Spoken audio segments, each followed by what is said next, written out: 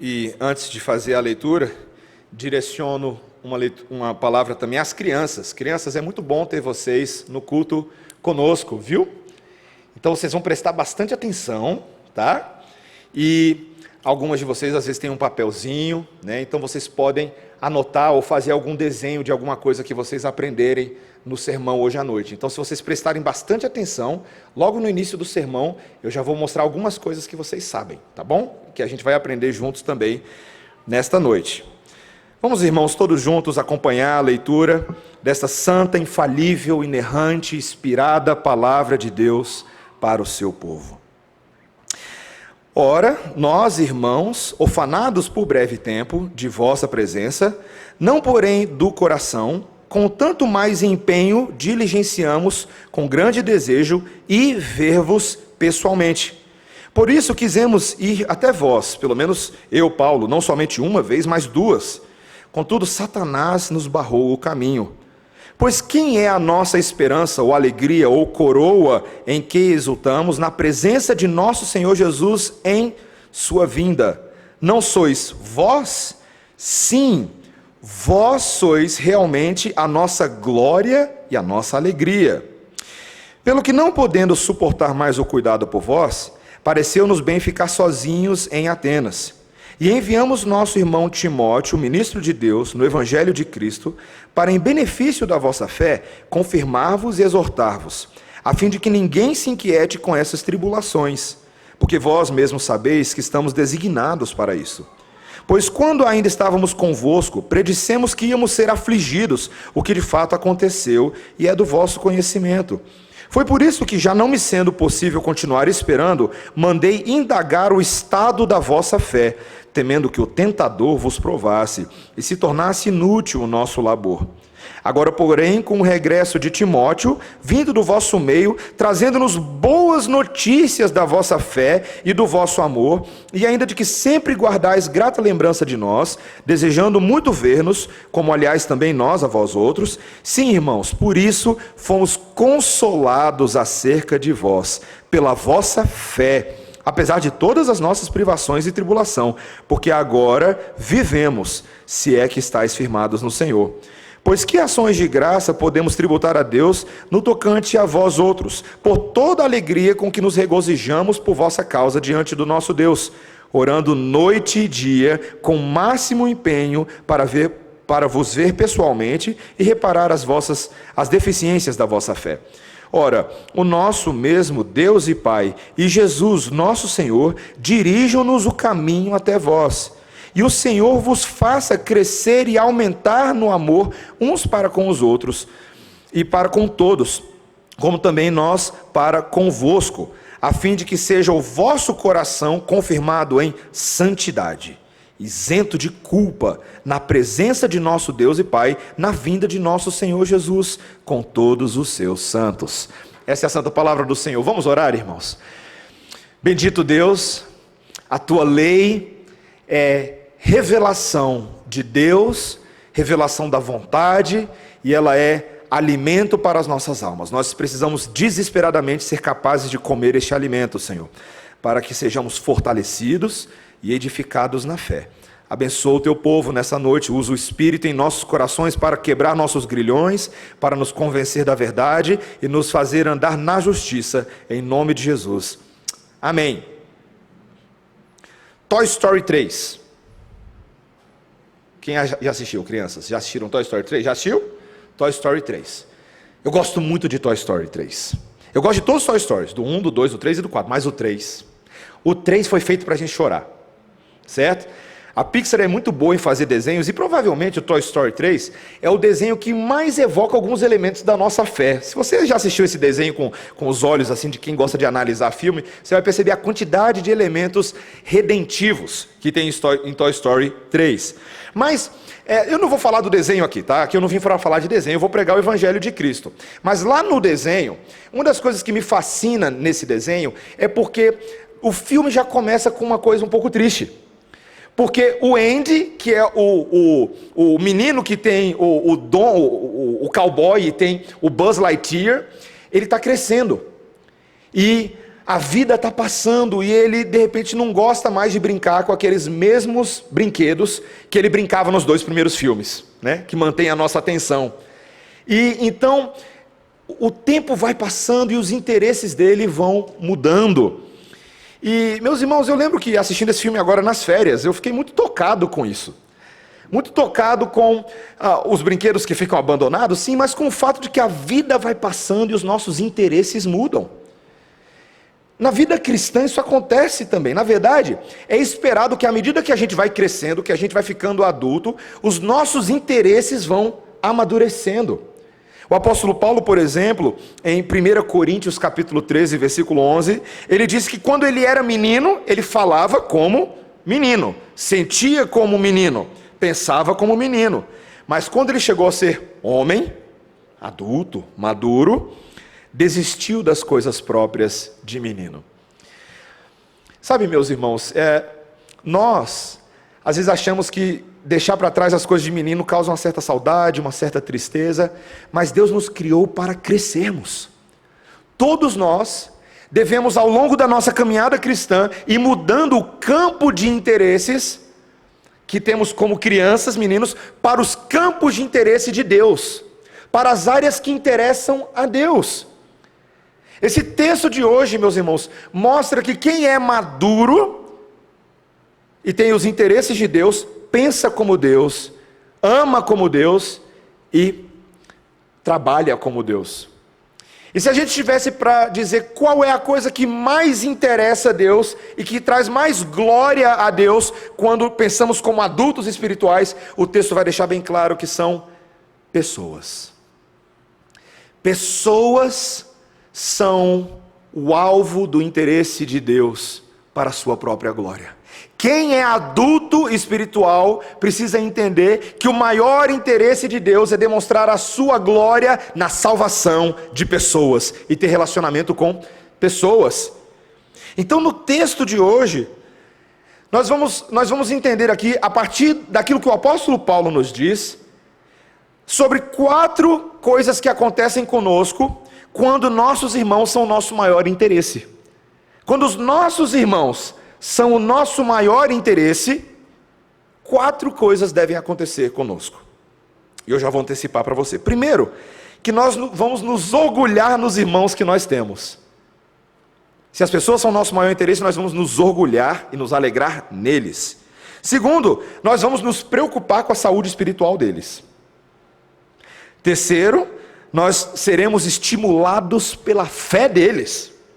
E quarto, nós desejaremos que Cristo cumpra cabalmente, complete a obra neles. Então vamos ver exatamente isso. Se você acompanhar comigo novamente a exposição desse texto, você vai ver agora como nós devemos pensar e agir assim quando os nossos irmãos são o nosso maior interesse. Então, em primeiro lugar, nós vamos nos orgulhar dos irmãos que nós temos. Meus irmãos, quando a gente chega aqui no versículo 17, tá? Nós vamos nos lembrar que o apóstolo Paulo vem tentando encorajar essa igreja a resistir à perseguição.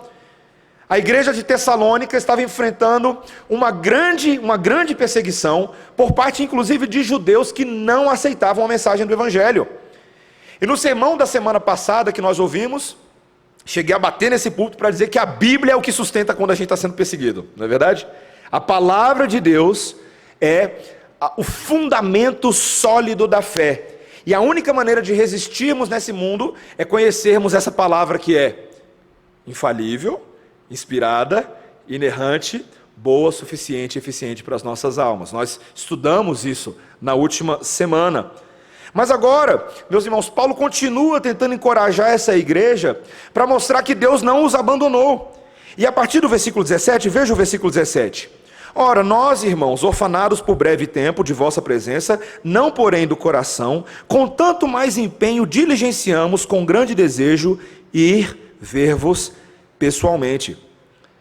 Paulo está lembrando essa igreja que apesar de eles terem deixado Tessalônica para ir para Bereia contra a vontade deles, por causa da perseguição, ainda assim, ainda que estivessem orfanados por um breve tempo fisicamente, no coração, esses tessalonicenses ainda batiam forte no coração de Paulo. Tum, tum, tum, tum. Tessalônica. Eles eram amados. Paulo estava se esforçando para voltar a vê-los. Ele diz, olha, eu tentei comprar passagem para voltar a ver vocês uma vez, não só uma, mas 2 vezes. Mas tem sido difícil, o coração nosso está rasgado. É literalmente o que o grego vai dizer aqui nos versículos 17 e 18, que o coração dele está partido ao meio de saudade por esses filhos espirituais que por um tempo parecem ter ficado para trás. Mas Paulo reconhece que a coisa não está fácil, como ele mesmo diz no versículo 18, veja aí. Contudo, no final do versículo 18, Satanás nos barrou o caminho. Interessante, né, meus irmãos? Assim, eles estavam tentando voltar, mas Paulo de alguma maneira reconhece que o diabo não permitiu isso acontecer até esse momento. Veja, meus irmãos, apenas porque eu preciso fazer um comentário teológico sobre isso, não é um texto sobre a doutrina das trevas, tá? Mas é impressionante como Satanás age, né? Satanás é o opositor da obra da igreja. Ele não quer que as coisas aconteçam. Ele não quer que as coisas fluam. E, curiosamente, ele recebe muitas vezes de Deus permissão e autorização para atrapalhar a gente um pouco. Ele é o príncipe das trevas, como o apóstolo João reconhece. E nós não sabemos exatamente aqui o que foi que impediu Paulo de retornar a Tessalônica, tá? O texto não entra. A gente não sabe se foi oposição de inimigos, se foi doença, complicações na viagem, ou um próprio ataque direto de Satanás, nós não sabemos. Mas ele trabalhou de alguma maneira para manter Paulo e os missionários afastados. E, meus irmãos, nós precisamos reconhecer que a nossa luta não é contra carne nem sangue, meus irmãos. Mas contra principados e potestades e dominadores deste mundo tenebroso. Quando você vive demais nesse mundão aqui, às vezes você corre o risco de perder a dimensão desta guerra real. Nós temos um inimigo das nossas almas. Digo para vocês de antemão que ele não está nem um pouco feliz com o culto dessa noite. Ele não está feliz com você aqui adorando a Deus. Provavelmente ao longo até desse dia ele tentou fazer algumas coisas para impedi-lo de estar aqui. Eu não sei da sua vida, não sei dos perrengues que você passou nesse dia, mas é possível que você tenha passado por coisas difíceis hoje. Brigas que surgiram do nada na família, provocações, irritações, dissensões, contratempos. Ele age, meus irmãos. Deus nos protege, mas ele age. João Calvino, no seu comentário às epístolas do apóstolo Paulo em Romanos e Tessalonicenses, na página 351, ele diz o seguinte: sempre que os ímpios nos causam problemas, eles lutam sob a bandeira de Satanás e são os seus instrumentos para nos atormentar. Curioso, mesmo quando os ímpios, aqueles que não adoram a Deus, não reconhecem que eles estão a serviço de Satanás, toda vez que eles se opõem à obra de Deus, eles estão agindo assim.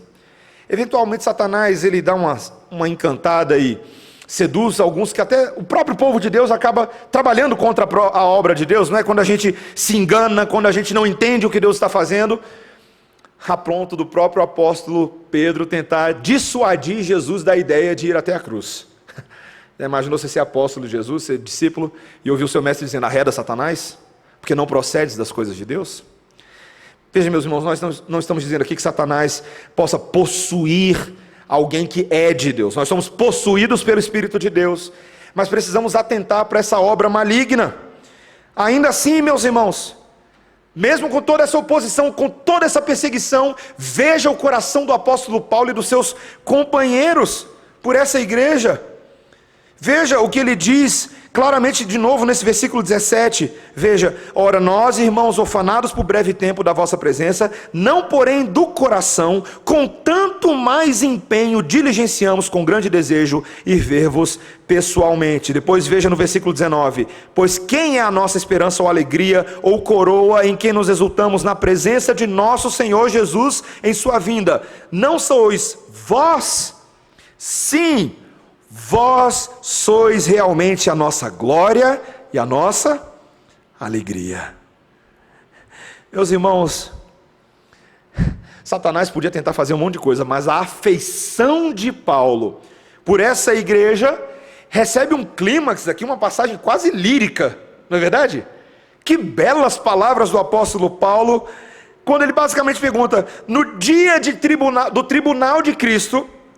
E o livro de Tessalonicenses fala muito sobre essa segunda vinda de Cristo, tá? Mas ele já está antecipando: quem vai ser ou o que vai ser a minha alegria naquele dia? São vocês.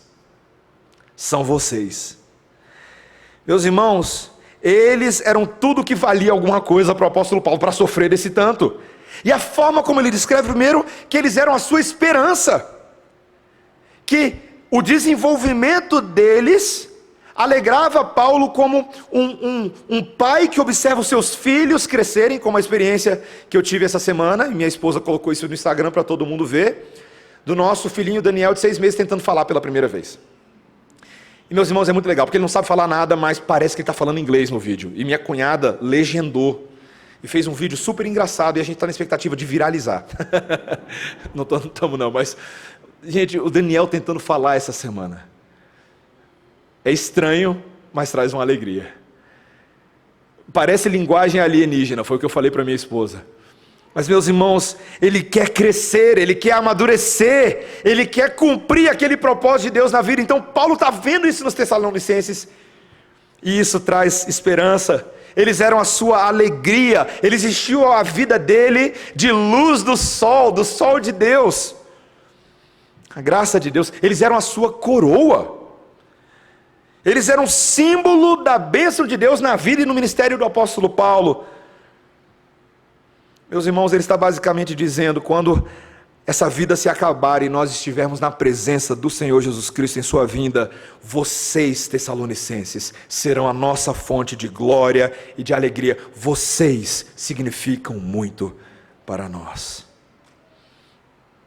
Meus irmãos, será que nós temos essa mesma percepção do apóstolo Paulo quanto aos nossos irmãos? Quanto àqueles que têm sido confiados a nós para cuidarmos, pregarmos e fazermos crescer? Há um tempo atrás eu estava começando a estudar um pouquinho sobre esse negócio de investimentos aí, estava precisando aconselhar pessoas inclusive nessa área. E foi legal conversar com um irmão muito crente, muito entendedor desse assunto, e ele falou assim: Mateus, sempre vem para mim com a seguinte pergunta: quero investir meu dinheiro, quais são os melhores investimentos? E aí ele vai lá explicar para as pessoas, né? E eu achei fantástico. Ele vai dizer assim, né? Olha, se você é um investidor de primeira viagem, se você é alguém conservador assim, talvez alguém que está aprendendo a fazer isso, você pode investir em fundos de renda fixa, em tesouro direto, em CDB, em LCI, LCA, por aí vai. Alguns de vocês conhecem bem essas siglas, tá? Agora, se você é um investidor mais moderado, né, talvez você pode considerar fundos multimercados, fundos de ações, fundos imobiliários. Se você já é um investidor mais agressivo, mais experiente, quer ver até onde a coisa vai, talvez a bolsa de valores. Mas esse meu amigo falou assim: mas se você é crente, você investe em pessoas. E eu achei fantástica a analogia, meus irmãos. Eu achei fenomenal. Meus irmãos, pessoas parecem ser a coisa mais arriscada que existe nesse mundo. Não é verdade? Investir em gente, você fala assim, não vai dar não. Mas o nosso Deus garante que quando nós investimos em pessoas, elas vingam para a eternidade. Diferente das coisas desse mundo, que tem prazo de validade, que expiram. Almas não expiram, meus irmãos. Almas não expiram. E o apóstolo Paulo sabia disso. As coisas desse mundo ficarão para trás, mas na presença de Cristo os nossos irmãos estarão lá. Por isso vale a pena você investir em pessoas. Investir em pessoas, elas são a nossa glória, a nossa alegria, a nossa esperança, sobretudo a glória, a alegria e a esperança de Deus em nós. Esse era o nosso primeiro ponto, meus irmãos. Quando nossos irmãos são nosso maior interesse, nós nos orgulhamos e nos alegramos nos irmãos que nós temos.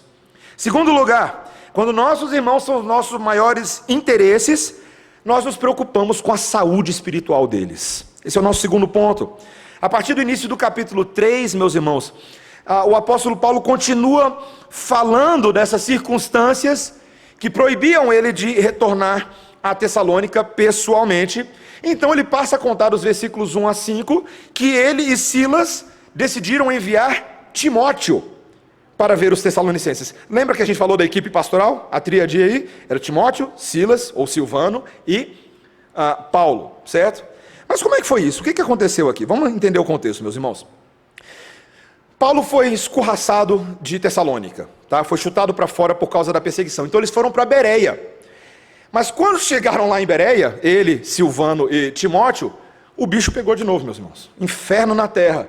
Os judeus de Tessalônica saíram de lá para perseguir Paulo em Bereia. Então Paulo teve que seguir de novo viagem. Só que aparentemente dessa vez Paulo foi sozinho para Atenas e ficaram para trás Timóteo e Silvano, ou Silas. E nessa que eles ficaram para trás, o apóstolo Paulo manda mensagem a eles para que eles venham se juntar a Paulo, quando tudo estivesse melhor, se juntar a Paulo lá em Atenas, certo?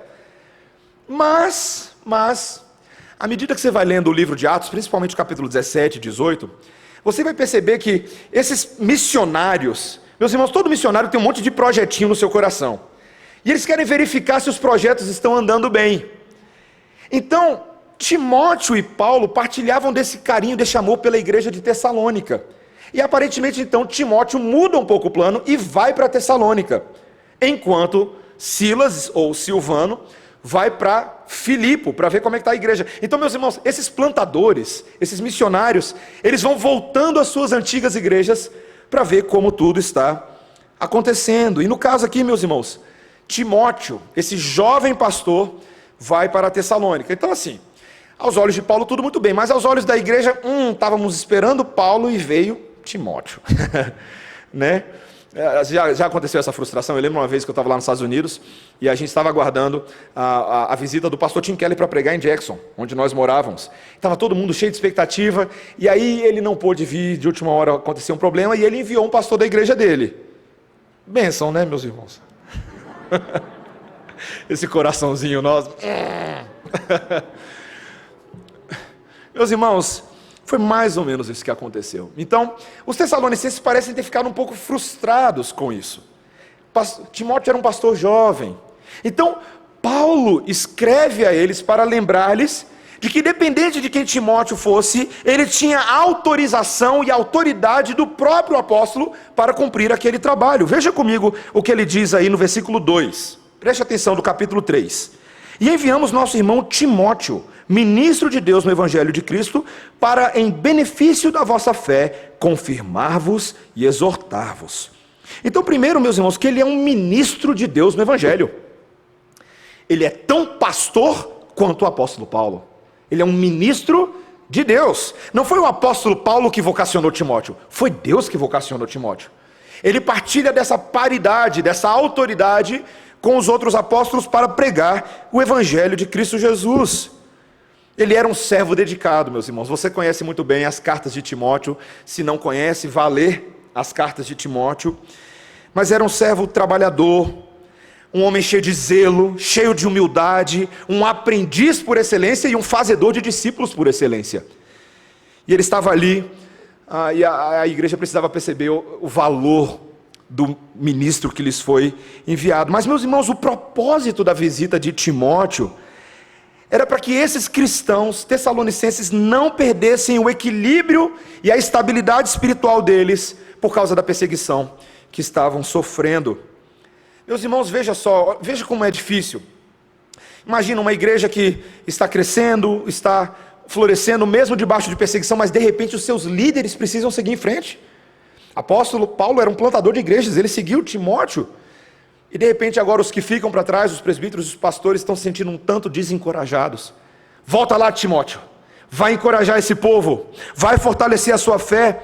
O apóstolo Paulo lembra aqui de que mesmo quando eles estavam entre os tessalonicenses, essa perseguição ia acontecer. Paulo falou isso profeticamente: gente, vai acontecer, preparem-se, é inevitável. Isso deveria lembrá-los e acalmá-los o coração. É verdade, ia acontecer. Meus irmãos, muitas vezes Deus sabe que nós precisamos do encorajamento de outros irmãos, outros pastores, outros ministros, que vêm até nós para nos trazer palavras de encorajamento, não é verdade? Abrindo meu coração com vocês, de forma bem íntima, tá? Exercer o trabalho nesta igreja local é uma alegria, um privilégio e um peso. Olha aqui o cabelinho branco, meus irmãos, ó. Certo? Então eu me lanço, eu dependo dos presbíteros, eu dependo de outros pastores. Mas nós mesmos, o conselho, dependemos de outros pastores. Então fazemos conferências missionárias para que um pastor venha pregar a nós. Fazemos conferência de pregação, trazemos outros pastores para que nós mesmos possamos ser fortalecidos dentro dos desafios que nós temos. Porque, meus irmãos, vocês sabem muito bem o que acontece com a nossa fé quando os problemas surgem e quando a igreja começa, os cristãos começam a reagir duvidando de que estão onde Deus deseja que eles estejam. Parece que tudo está meio deslocado. Quando a gente sofre na vida, quando a gente sofre perseguição, muitos pensam que talvez eles fizeram algo de errado contra Deus, e que Deus deve estar bravo, descontente, e a fé deles fica confusa. Meus irmãos, até mesmo cristãos maduros reagem dessa forma, como é evidenciado pelas palavras do apóstolo Paulo a Timóteo, muitos anos depois, lá em 2 Timóteo 3, quando ele disse: olha, todo aquele que deseja viver uma vida piedosa em Cristo Jesus, será perseguido. Ponto final. Todo aquele que está caminhando com Jesus ao longo dos anos, todo aquele que quer ter uma vida santa, uma vida alinhada com a palavra, vai ser perseguido. É quase um daqueles absolutos inevitáveis assim de provérbios. Mas, meus irmãos, as tempestades nunca foram concebidas para derrubar a gente. Por que Deus, sendo soberano, permite tempestades na vida do crente? Por que Ele faz isso? É para que a gente duvide da bondade de Deus? Não, meus irmãos. Um pastor conhecido de muitos, Charles Spurgeon, passou por grandes provações na sua vida. Inclusive, Charles Spurgeon passou por depressão, porque às vezes a gente pensa, né, que, poxa, ele é pastor, como é que ele pode passar por depressão? Mas passou. Aquelas noites escuras da alma que muitas vezes não tem explicação, não tem fundamento, e você precisa cavar lá dentro da alma para entender o que está acontecendo. Mas ele mesmo sabia que, apesar da experiência de depressão que ele passava, isso não mudava quem Deus era. E não mudava qual era a bondade de Deus, mesmo no meio da depressão. E ele disse o seguinte, meus irmãos, abre aspas: as provações não são necessariamente um sinal do desfavor de Deus, mas são parte do legado de cada cristão. Difícil de entender isso, né? Porque o que a gente não quer, meus irmãos, é ter que ficar lidando com provação. A gente quer se livrar delas o mais rápido possível, mas você deveria se perguntar: por que é que Deus permite que nós passemos por provações? Meus irmãos, a resposta só pode ser encontrada quando você olha para a cruz de Cristo. E você percebe que Deus deseja que nós nos assemelhemos ao Mestre, inclusive no sofrimento. Inclusive no sofrimento.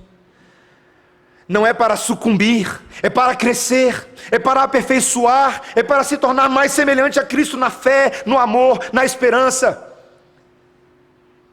E a missão de Timóteo ali era lembrá-los disso, era fortalecê-los na fé de Cristo Jesus, é tornar esse povo sólido para o combate, é incentivá-los, é criar casca grossa nos crentes, meus irmãos.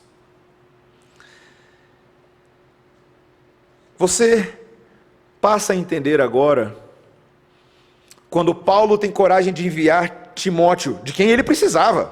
Paulo precisava de Timóteo, ele era um companheiro, um amigo que fortalecia o coração de Paulo, era um pregador que distribuía a tarefa com ele.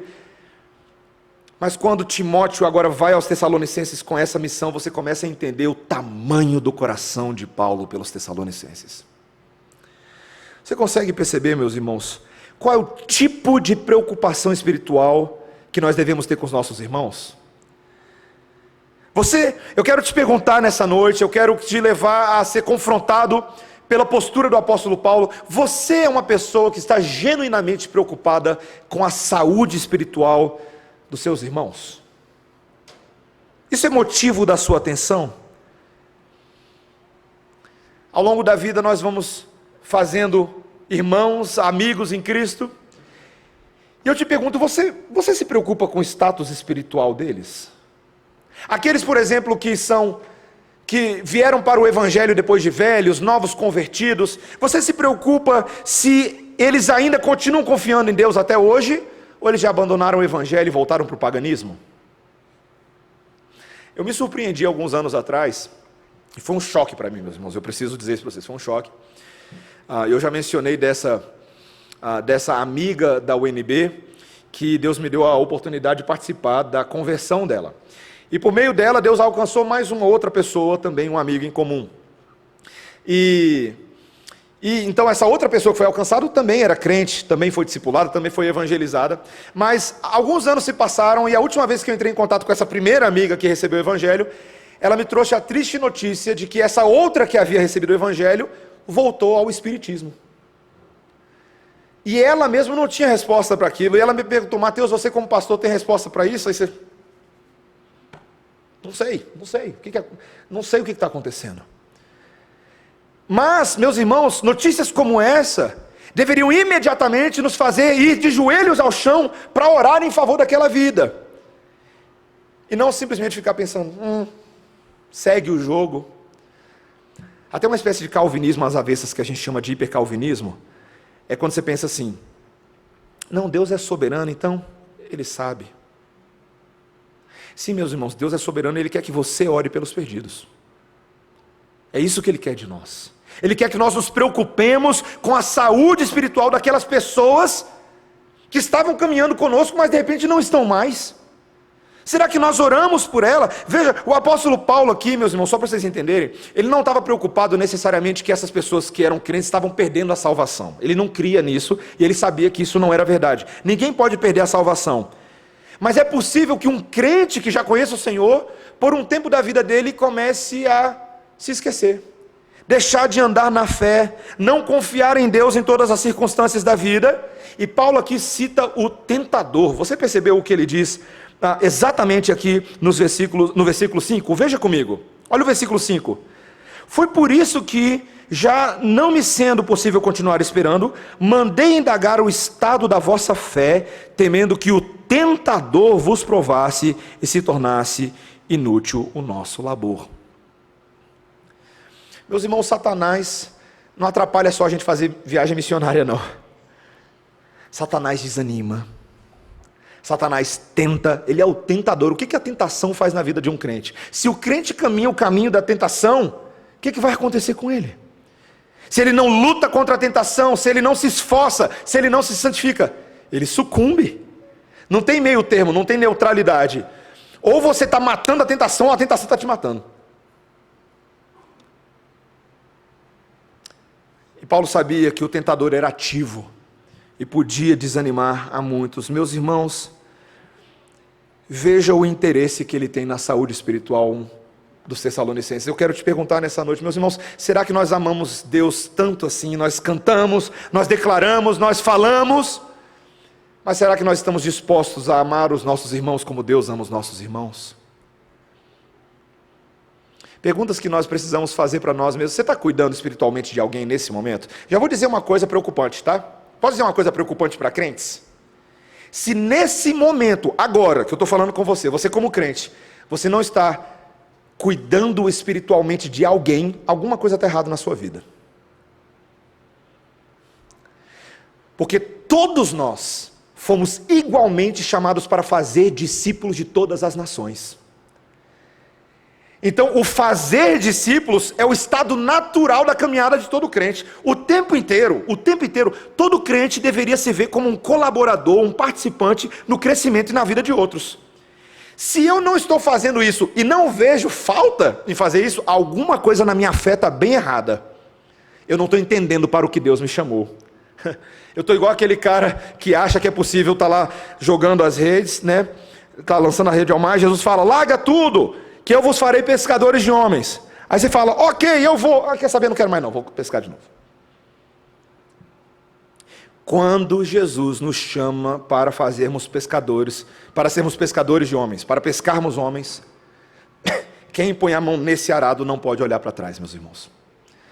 É nossa responsabilidade a saúde espiritual dos nossos irmãos, porque eles devem ser o motivo do nosso maior interesse, porque eles são o motivo do maior interesse de Deus.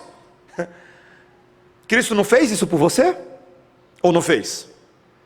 Como é que você veio parar aqui hoje à noite?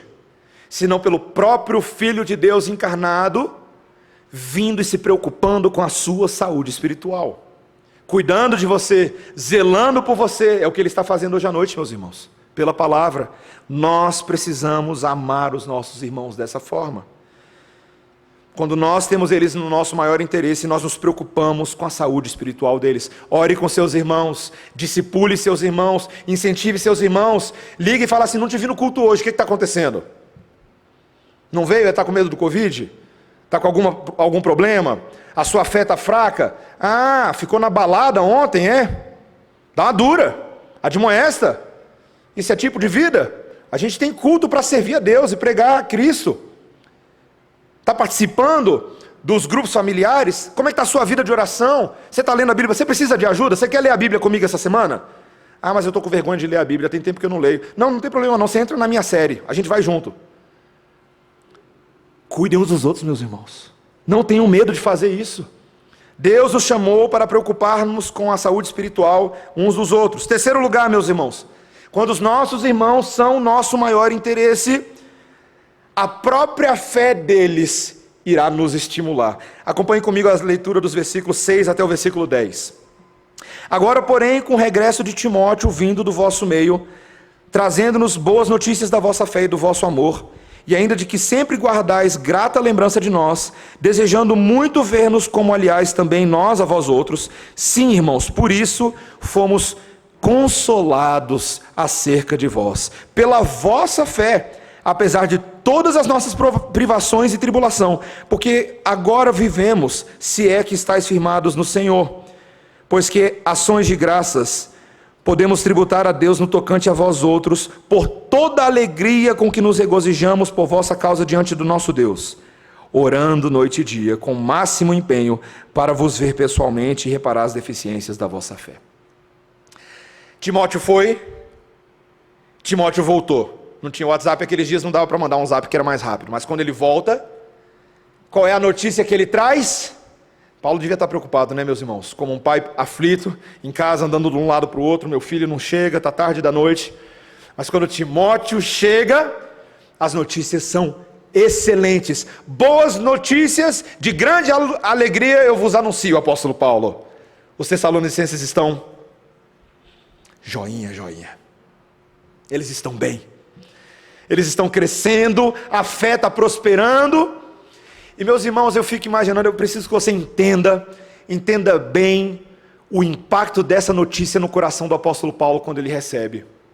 Porque ele estava em Atenas agora, ele não estava mais na Bereia. E você acha que na Bereia era difícil, em Atenas foi pior.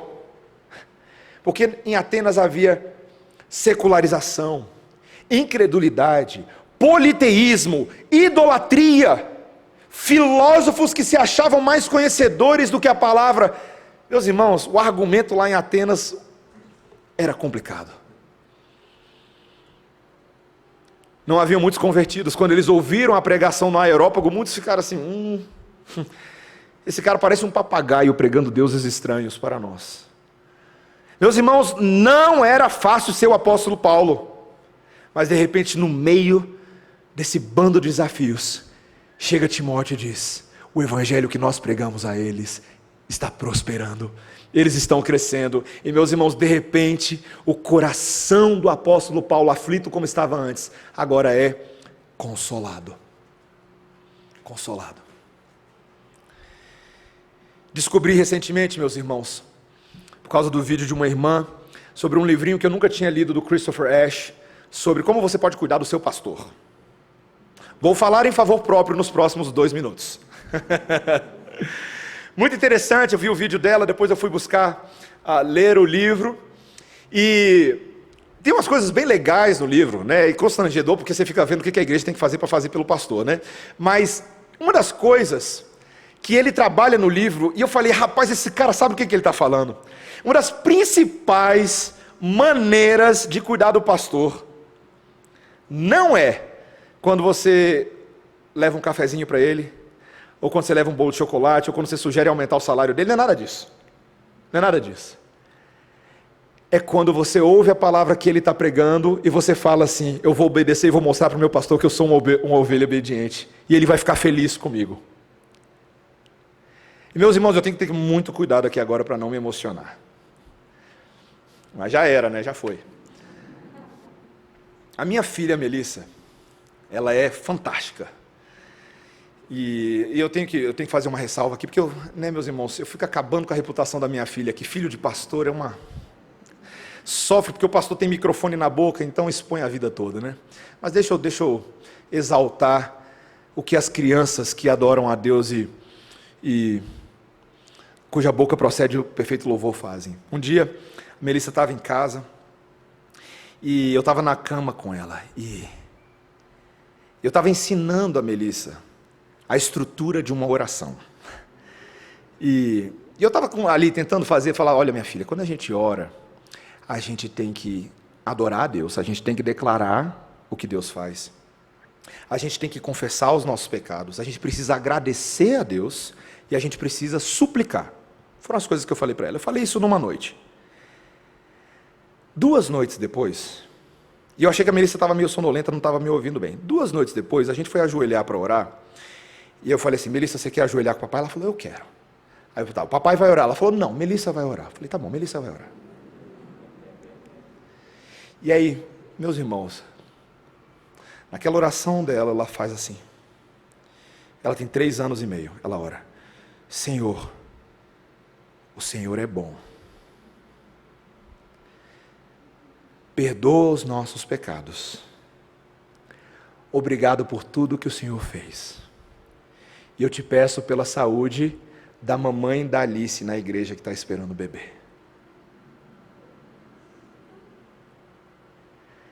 Me rasgou ao meio, meus irmãos.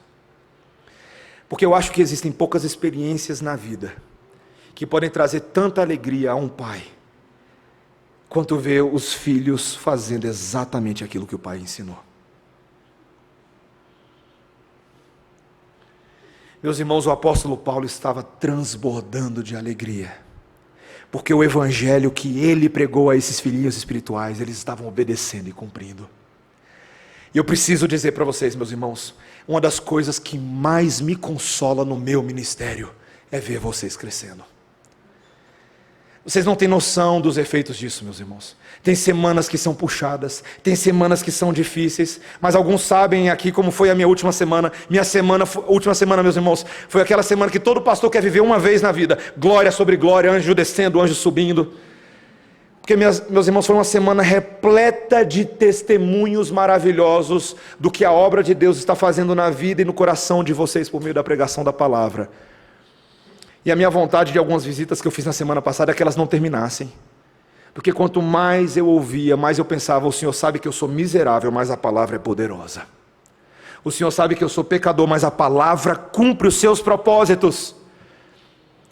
Meus irmãos, nós devemos cuidar da saúde espiritual dos pequenininhos. Mas eu pergunto, nós temos seguido as orientações daqueles que Deus coloca sobre nós? Como o autor de Hebreus nos diz, nós temos imitado os nossos guias.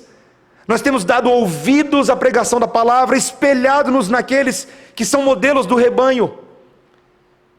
Porque, meus irmãos, se você fizer isso, se você obedecer a palavra que você ouve dele, se você acatar o conselho, se você seguir no caminho, você não vai estar somente glorificando a Deus, que já seria bom demais e suficiente, mas você vai estar encorajando, alegrando e fortalecendo o líder que Deus colocou sobre a sua vida. Você vai estar encorajando o seu discipulador, o seu líder de grupo familiar, a pessoa que tem a incumbência de orar por você essa semana, aí você dá o feedback para ela e fala assim, ó, deu certo aquele negócio que a gente orou. Já ligou para alguém de volta só para falar assim, ó, sabe aquele negócio que a gente estava orando, ó? Deus nos deu. Ou então, olha, não aconteceu do jeito que a gente estava orando, mas vamos continuar orando. Você vai encorajar aqueles que têm o zelo de cuidar de você. Meus irmãos, nós podemos encorajar e devemos imitar esses irmãos que estão acima de nós, e assim nós os estimularemos na fé. Às vezes pastor, presbítero está precisando de um boost na fé deles, meus irmãos, um boost. E uma das maiores alegrias que eles podem ter é quando os discípulos estão se tornando maiores do que o mestre. Eu tenho essa experiência com frequência aqui na Redenção, tá? Só para vocês saberem. Assim, semanalmente. Semanalmente tem alguém que vai compartilhar, mandar uma mensagem e falar assim: pastor, estou lendo um livro tal, essa semana eu vou ensinar sobre tal assunto, lá na faculdade me chamaram para falar sobre tal coisa. E aí eu fico vendo assim, que bom, né? Os discípulos estão andando, estão se tornando mestres de outros, não necessariamente pastores, mas estão cuidando de outros, assim como o bom pastor cuida de nós. Porque todos nós fomos chamados para sermos bons pastores, como o bom pastor é das nossas vidas. Meus irmãos, isso estimula a fé dos nossos guias, isso fortalece a caminhada. E em último lugar, meus irmãos, quando os nossos irmãos são nosso maior interesse, nós desejaremos que Cristo complete a obra neles. E assim eu termino o meu sermão. Versículos 11 a 13, meus irmãos. Ora, o nosso mesmo Deus e Pai e Jesus, nosso Senhor, dirijam-nos o caminho até vós, e o Senhor vos faça crescer e aumentar no amor uns para com os outros e para com todos, como também nós para convosco, a fim de que seja o vosso coração confirmado em santidade, isento de culpa, na presença de nosso Deus e Pai, na vinda de nosso Senhor Jesus, com todos os seus santos. Paulo termina este capítulo 3, essa perícope, esta sessão da metade de Tessalonicenses, orando a Deus para que Deus, se possível, abra o caminho para o próprio apóstolo Paulo e ver os Tessalonicenses. Nós não temos registros, meus irmãos, na história de que isso aconteceu ou não, a gente simplesmente não sabe, não tem registro.